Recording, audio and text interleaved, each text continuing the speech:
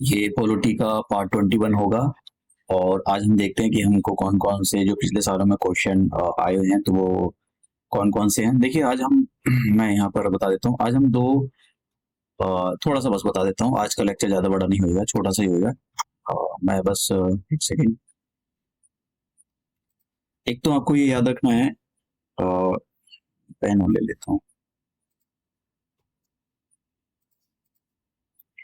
ये basic structure basic basic structure का जो कॉन्सेप्ट दिया था वो सुप्रीम कोर्ट ने केशवानंद भारती केस में दिया था। केशवानंदा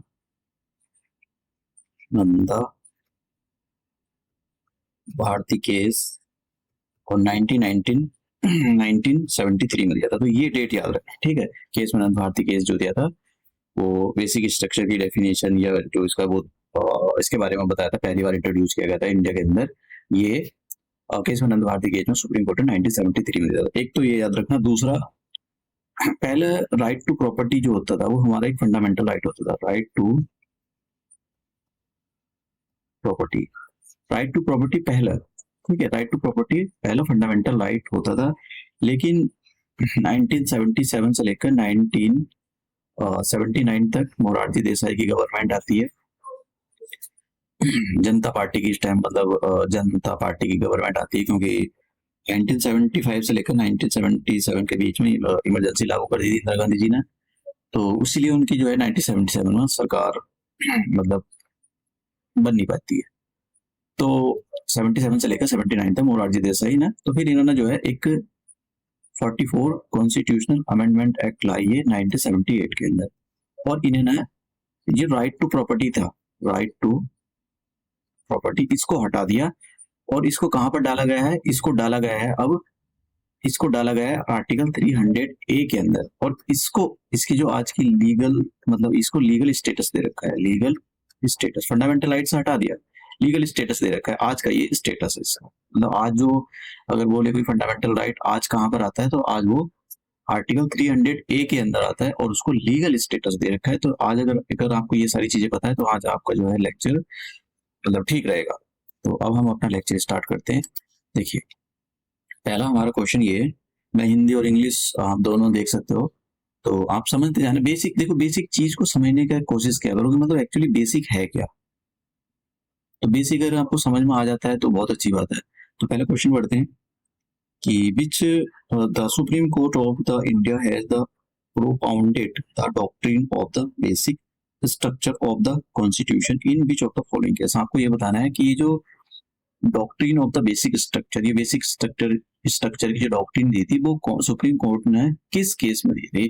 तो जैसे मैंने कहा, ये केस जो था Kesavananda Bharati case versus state of Kerala था और ये 1973 में आया था। तो जो केशवानंद भारती वर्सेस, ठीक है, वर्सेस है ये। तो हिंदी में थोड़ा सा नाम ये यार, ये वर्सेस है यार ये, ठीक है यार, इस पे ध्यान नहीं दिया जाता है यार।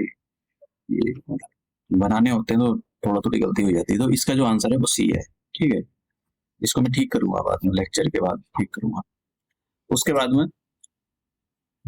एक सेकंड, हाँ दूसरा क्वेश्चन भी देखिए। विच of the following cases outline the basic structure. अब इसमें बताना कि बेसिक स्ट्रक्चर जो कौन से केस में सुप्रीम कोर्ट ने आउटलाइन किया था। केस में अनंत भारती केस में। इसका आंसर भी हो जाएगा सी, ठीक है। ये बनाम नहीं है कुछ भी, मैं वर्सेस है ये, ठीक है। मैं इसको ठीक कर दूंगा। तो अब देखना आप कितने क्वेश्चन पूछे जा रहे हैं। दूसरा, राइट टू प्रॉपर्टी इज आ। देखिए राइट टू प्रॉपर्टी एक लीगल राइट है और इसको आर्टिकल 300 ए के अंदर रखा गया। अच्छे से कर लेना, यूपीएससी के अंदर भी ये क्वेश्चन पूछा गया है। और तुमको बताया कि Uttar Pradesh public service commission कभी टिप्पू सुल्तान बन जाता है तो मतलब वो टीपना शुरू कर देता है इधर उधर से। तो मतलब जो अगर दिया है तो आएगा जरूर। और भैया पूछा ही तो कानूनी अधिकार बना रखा है, इसको फंडामेंटल राइट की कैटेगरी से हटा दिया है। और मैंने आपको बताया कब हटाया। In which of the following right to the property has been omitted. तो 44 कॉन्स्टिट्यूशनल अमेंडमेंट एक्ट 1978 के अंदर ये हटाया गया था। तो इसका आंसर है सी। आंसर इसका कि संविधान का 44वां संशोधन इसके तहत इसको हटाया गया था। Next question, what was the fundamental right to property abolished, when was the, when ये पूछा गया। तो मैंने बताया कि 44 कॉन्स्टिट्यूशनल अमेंडमेंट एक्ट 1978 के अंदर इसको हटाया गया था। तो इसका जो आंसर हो जाएगा वो ये जाएगा, वर्ष था 1978। और 44 कॉन्स्टिट्यूशनल ये संविधान संशोधन द्वारा इसको हटाया गया है। नेक्स्ट क्वेश्चन, आज लेक्चर ज्यादा बड़ा नहीं होगा, छोटा ही रहेगा, कभी कभी देखो समझाना ज्यादा पड़ता है तो मतलब फिर बड़ा हो जाता है। why which fundamental right to the property were abolished? तो 44 आंख नीचे लगा दो, बी आंसर हो जाएगा इसका। हिंदी और इंग्लिश मैं दोनों को बताता जा रहा हूँ, कभी इसको चलिए यार, ठीक है ठीक है। 44 amendment 44 amendment to the Constitution of India removed the following right from the category of the fundamental right. आग में इसके लगा दो, right to property, C answer हो जाएगा। संपत्ति का अधिकार हटा दिया गया था, तो हिंदी वाले देख सकते हैं सी आंसर इसका। At present right to property under the constitution of India is are, क्या है, क्या मोरल राइट्स है, लीगल राइट्स है, फंडामेंटल राइट्स है, या इसमें से कुछ भी नहीं है? बताओ, नैतिक अधिकार है, कानूनी अधिकार है, या मौलिक अधिकार है? तो मैंने आंसर बताया कानूनी अधिकार इसको बना दिया है। और कानूनी अधिकार कौन से बनाया? 300 आर्टिकल भी बताओ ना, ये 300A के अंदर, ठीक है। तो अब ये फंडामेंटल राइट मौलिक अधिकार से हटाकर इसको कानूनी अधिकार बनाया गया है, और इसका आंसर हो जाएगा B. Next question, right to property was deleted from the list of the fundamental right guaranteed to the citizens of India. Why? The 44 Constitutional Amendment 1978 के अंदर इसको 1978 के अंदर इसको एबोलिश किया था। तो देखो 45 हो गया, 45 हो गया, 44, हाँ ये वाला आंसर, ये सी आंसर इसका, ठीक है।